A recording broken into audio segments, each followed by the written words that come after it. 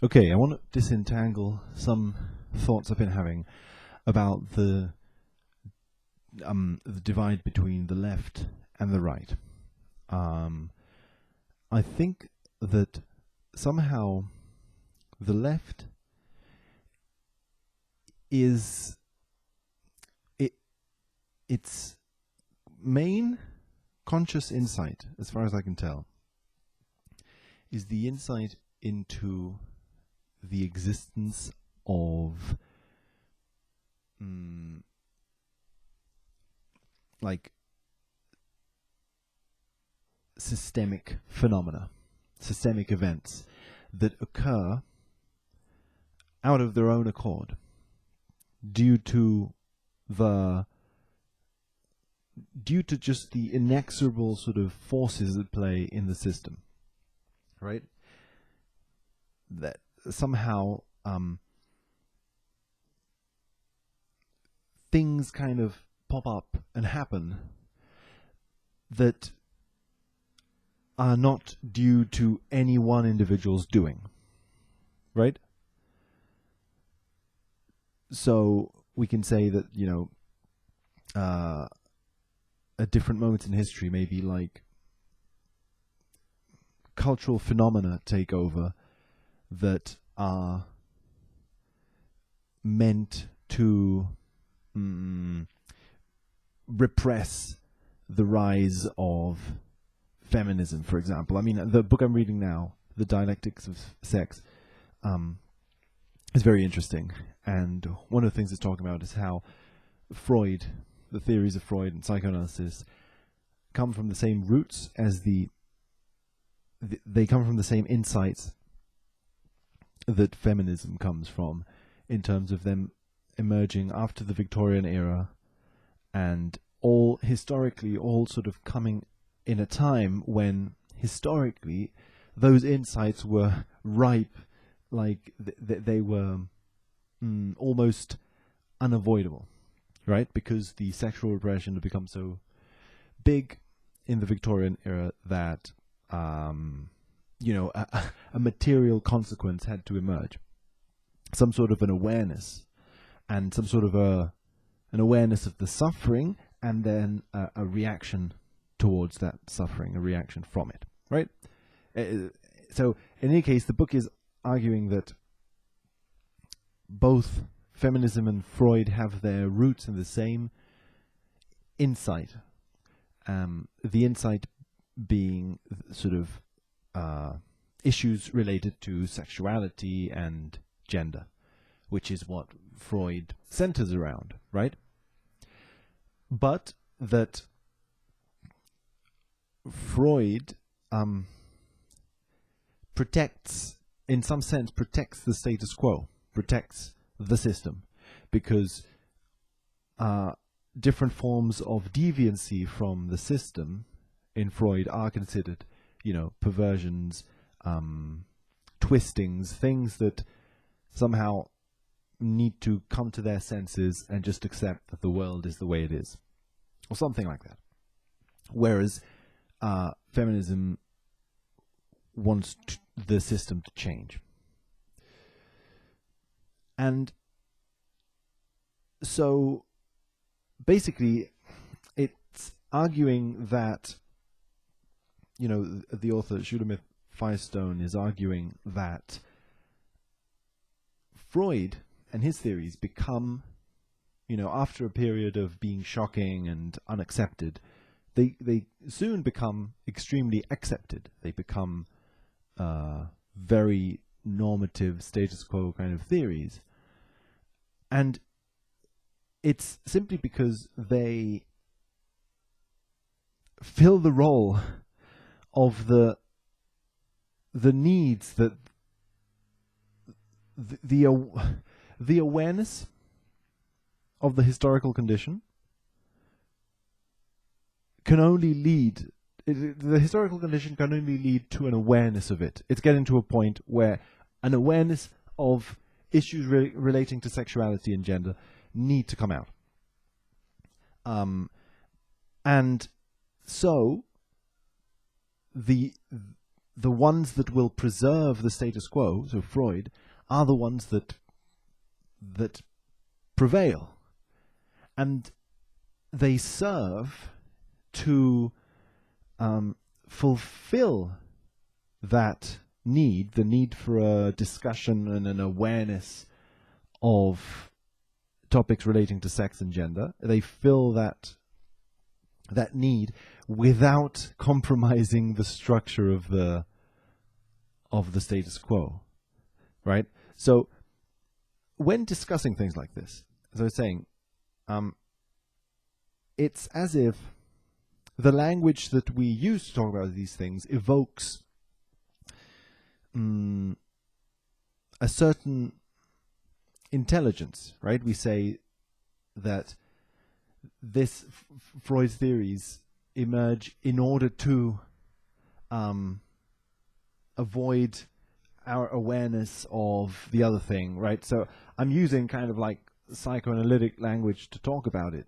It's almost as if I'm talking about the processes going inside of a mind, right? That a certain idea substitutes another idea in order to prevent that idea from coming, and it's all described in terms of a sort of like a battle between things that want to come into consciousness and things that don't, and things that prevent it and things that substitute it. And so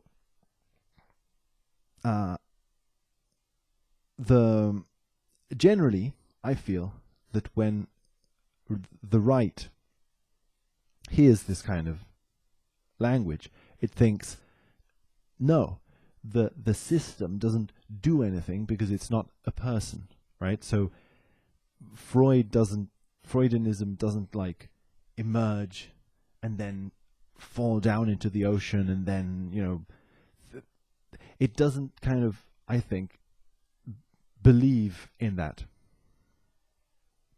It tends to believe more in individuals. Individual people do things, right?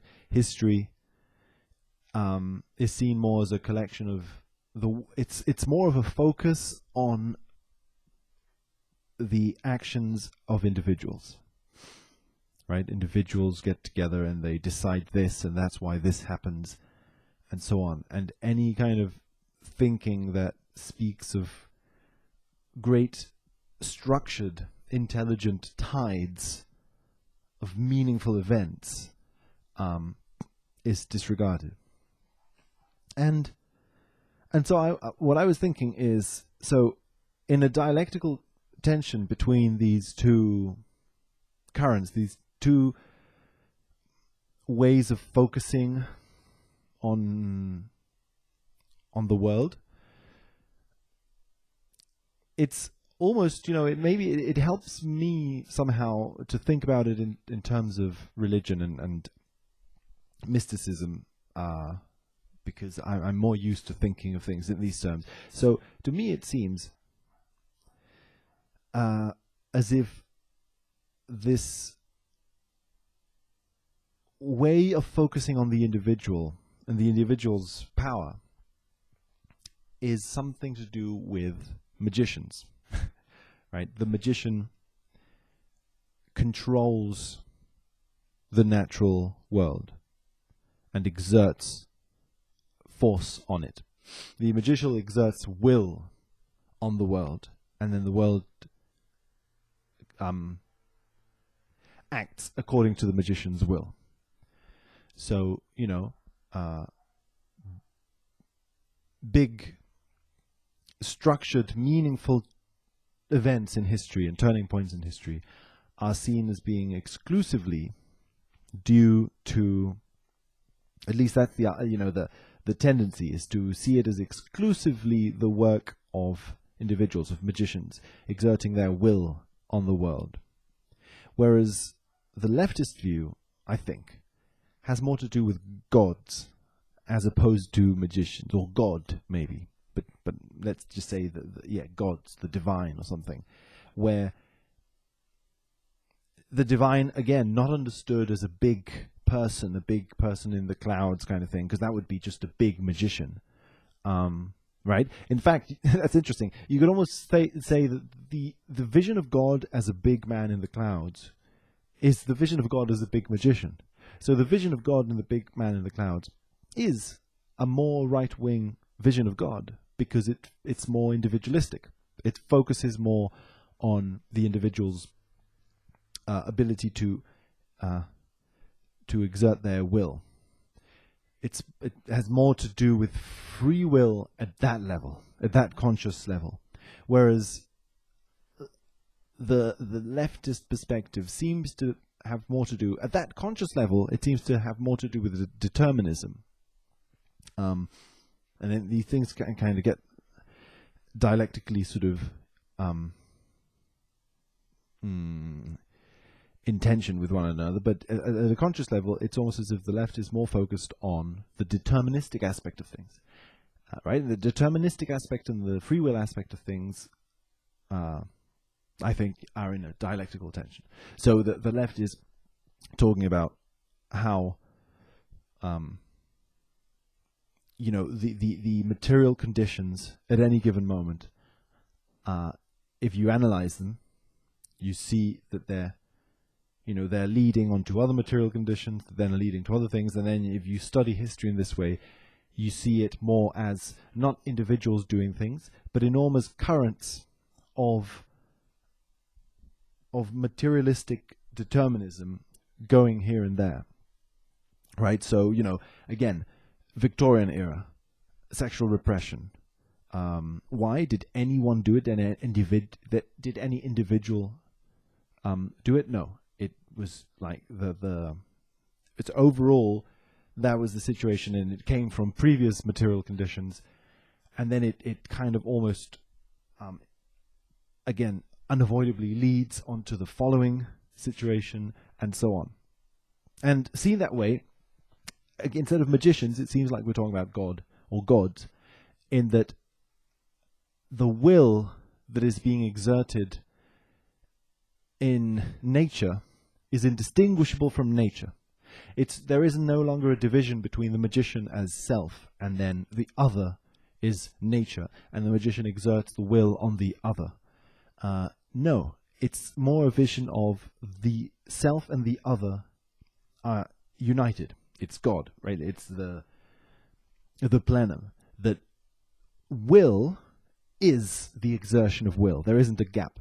So the growth of trees, the emergence of Freudian theories, the the rise and fall of different material circumstances is the will of God. Not understood as an individual, but understood as, again, the deterministic material conditions themselves. And that's the thing. Will is read into them, which I think is something that, again, generally a right-wing perspective doesn't think of in conscious terms. It doesn't think of the events of history being in any way a will. That is to say, something that wanted to happen or didn't want to happen, or something that has to be described in these like psychological terms as things being repressed systematically, right? Systemic repression, systemic kind of enhancement, systemic defense of the status quo in mainstream movies. All these things that are not the conscious, are not seen as the conscious decisions of people, but like a consequence, a deterministic consequence of the conditions, right? That these things like emerge and erupt and so on. So I think that those are like the two tendencies, but it gets complicated, I think, because the very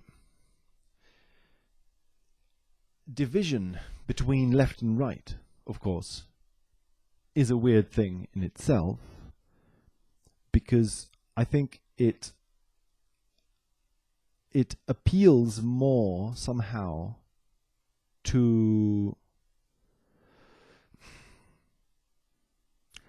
I'm not sure. This is like, I feel as if it appeals more to a conservative perspective, because a conservative perspective seems to be more interested in seeing things again as individuals, right? So the left is an individual, the right is an individual group or object. God is an individual, separate from other individuals. It has boundaries around it, right? Whereas the left's perspective would be more, I think, of, again, but that's the thing, right? The left's perspective, according to this dichotomy of left and right, would be more about less mechanistic billiard balls colliding against one another, and more of an energetic current, right? Again, the deterministic sort of forces. So I wonder if maybe the thing is that, to the extent that something is perceived in individualistic terms, in mechanistic terms, it will be... it'll see these events as being, again, the mechanistic interplay between different objects. An object called the left wing, an object called the right wing. And that maybe the whole point with the dialectical tension between these two forces is that we are all at play in these forces. That the mechanistic part of our psyche, the part of our psyche that operates like as an individual, basically. So our conscious ego will, I think, be representative of, will represent this view somehow, the view that things are individual objects. Whereas the unconscious part of our psyche, of ourselves, the unconscious part of ourselves is more collective in how it operates, and more flowy. There are less boundaries between things, precisely because it operates at this like symbolic level, where symbols symbolize other symbols, and there aren't like clear individual objects. Each object in the unconscious is also symbolic of another object, and so on. So that perhaps, again, maybe that's the weird thing with this description of left and right, is that the description itself operates within the conceptualization of the world as being formed out of individual objects. So then anything, it's almost as if anything that you can say about the left and the right has to be said, and I'm saying this like almost like metaphorically, it has to be said from like a conservative perspective. And I mean metaphorically, because again, I'm kind of playing with language here in a way, because it's something that you can't really say it, because you are operating from within the system that you're trying to comment on or something. So, however, because I want to talk about this, let's kind of return to a more naive perspective on this, just to see what can be said from this like naive perspective of just taking this at face value of, there is a left, there is a right, these are their characteristics, and so on. I think that somehow in this kind of a picture, my tendency as someone interested in things like psychoanalysis would be to think, well, if the right is like, let's say, a defender of seeing the world in terms of individual will, and the left, according to this perspective that already takes for granted the division of individual wills, but from this perspective, the left would be a defender of seeing the world in terms of will itself, the world as will kind of thing, God, right, in opposition to the magician. Then, if those are the perspectives that are being consciously valued, they are values that are consciously accepted. They're not taboo. They're like, yes, they're embraced consciously. Then what are the values that are unconsciously embraced, that are not consciously accepted, that are repressed? And, you know, a part of me just kind of instinctively wants to jump to the conclusion that it's just the same but reversed. But I want to try and analyze that and see if that hypothesis is true. So that would be my sensation would be that, okay, so if a right-wing perspective is defending this consciously, then maybe unconsciously it values, that is, say, it desires and therefore fears, that's why it's repressed, like it unconsciously fears and desires a view of the world as being a big sort of will, a God-like will. This, on the face of it, makes sense to me because the right, from what I can tell, historically, seems to be more aligned to organized religion, right? And more of a defender of organized religion. So somehow God is an important part of the right. Even though it's seen as the God that is an individual being who exerts a certain will upon the world, it still seems as if the symbol of God is important in this perspective. And so somehow, I think, leads to an unconscious desire for this kind of a dissolving of your individual will with the will of the world. And so on the other side, then, the left might unconsciously fear and desire the image of the magician, of the individual exerting their will upon the world. And the ways in which this operates, I'm not entirely sure. Or sort of, yeah, I think my train of thought kind of ends here. But this was like the hypothesis that I would want to think about. One thing that comes to mind is that maybe the left defends the individual in a different way than the right does, in that the left defends the individual in its variety, you could say, right? That every individual is different, and all of them are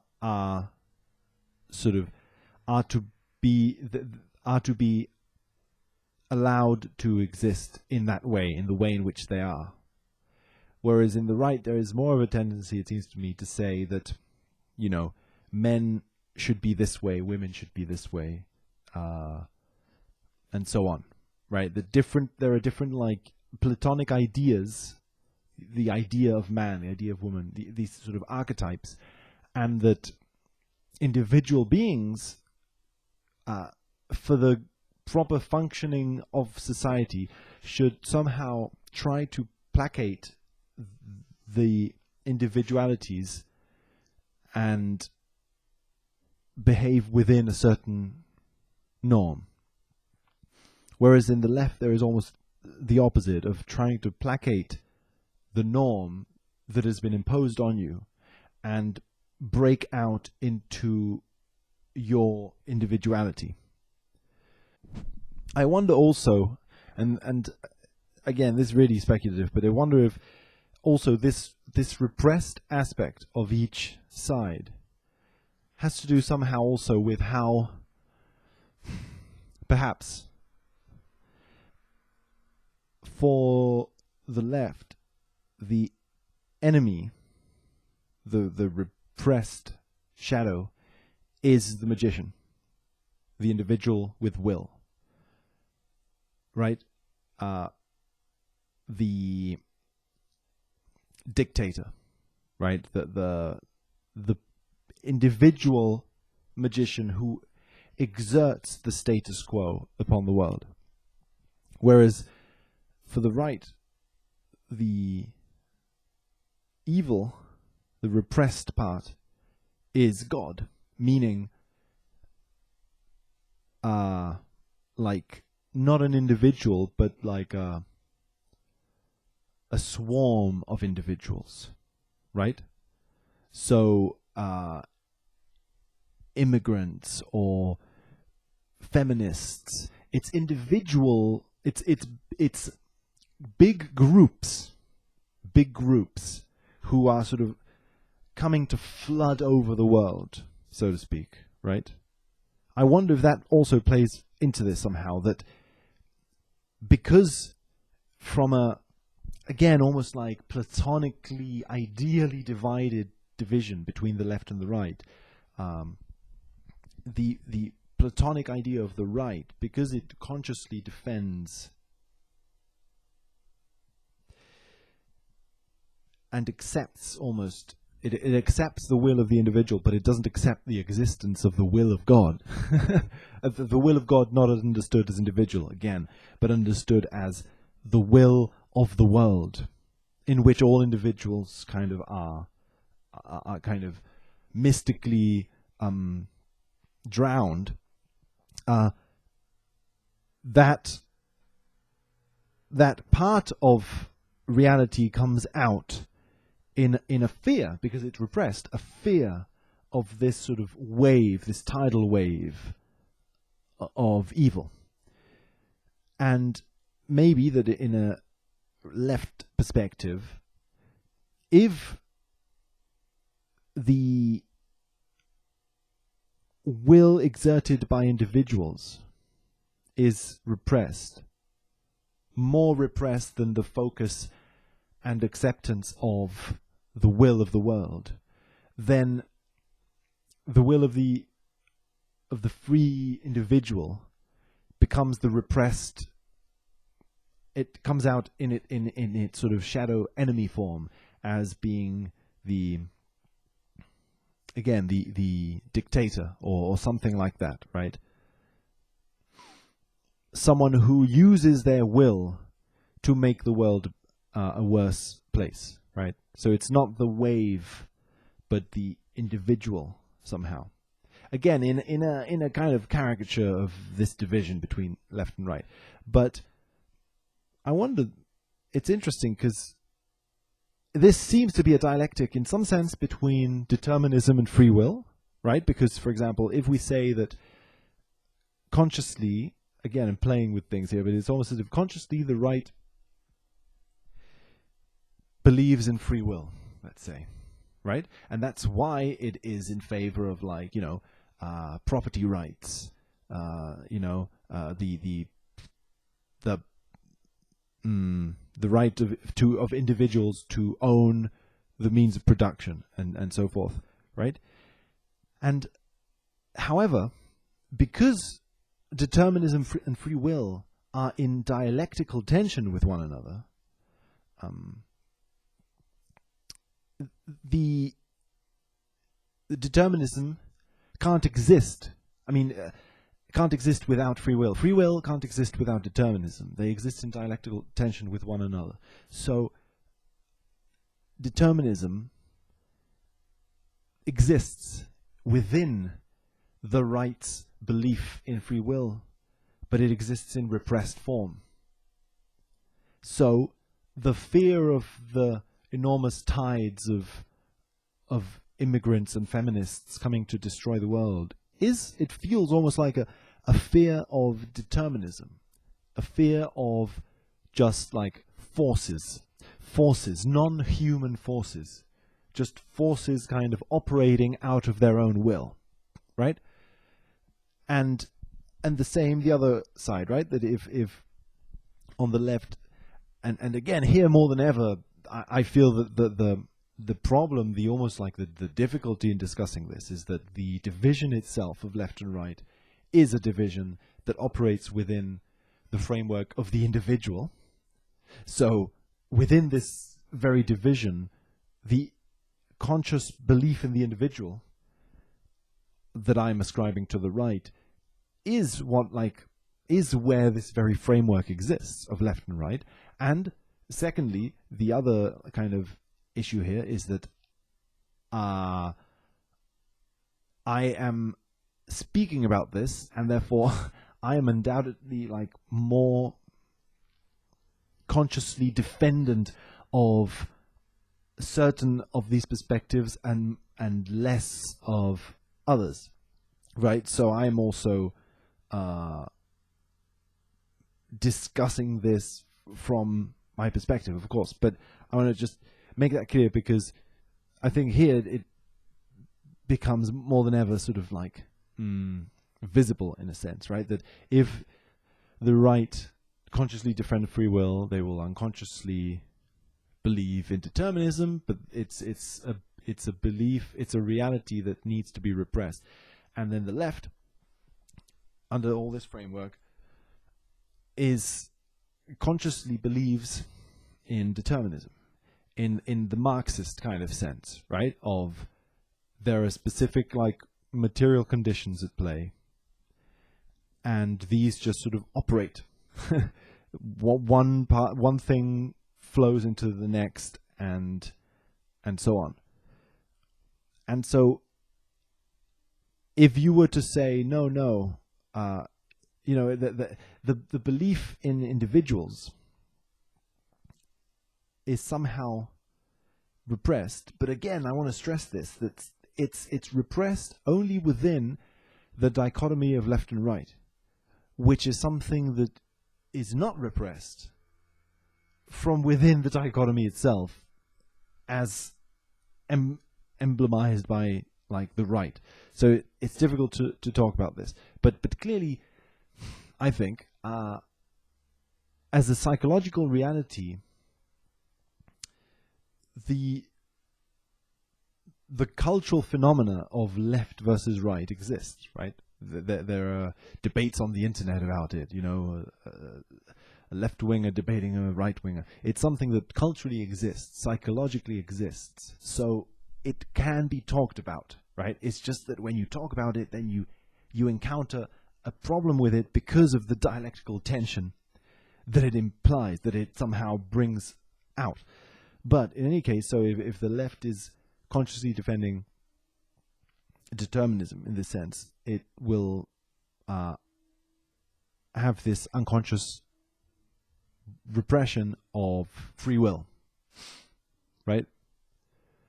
And so, of course, this has all sorts of weird consequences, because in some sense, the right nowadays seems to me more in love with ideas of determinism in a certain way, right? That a lot of modern approaches to how the world works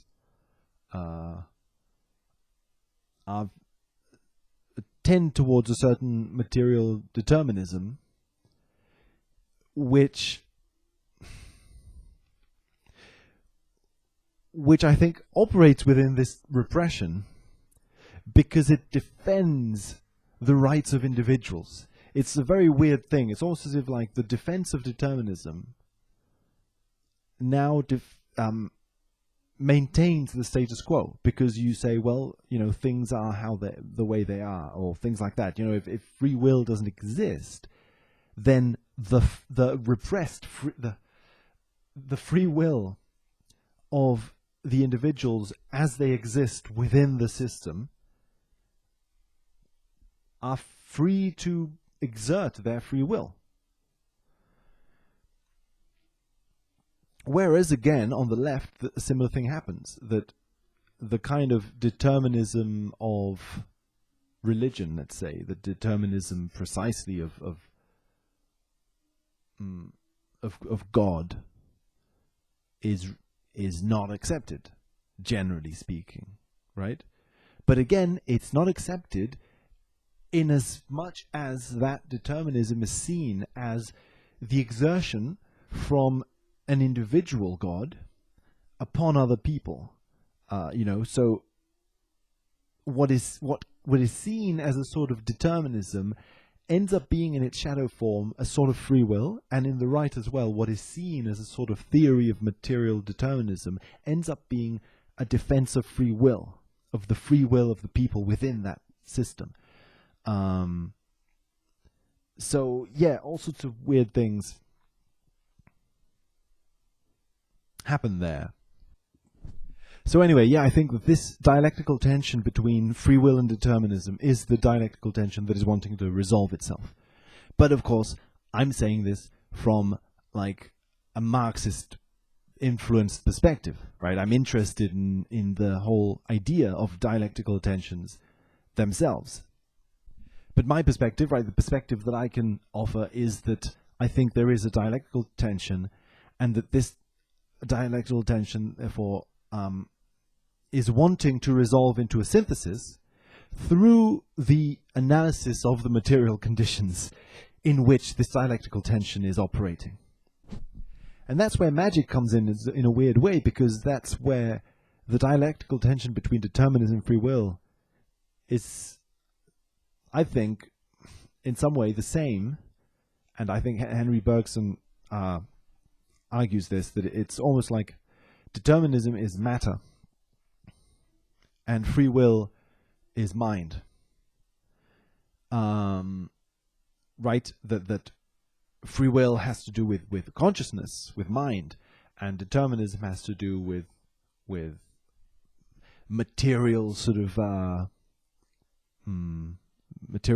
conditions, the material flow of things. So the dialectical tension between them is a dialectical tension between mind and matter, and a synthesis of a dialectical tension between mind and matter is, in some sense, a union between mind and matter that is neither mind nor matter, right? It's a symbiosis where neither of the two dialectically opposing trends survive. A third thing is created that is neither determinism nor free will. It's neither mind nor matter.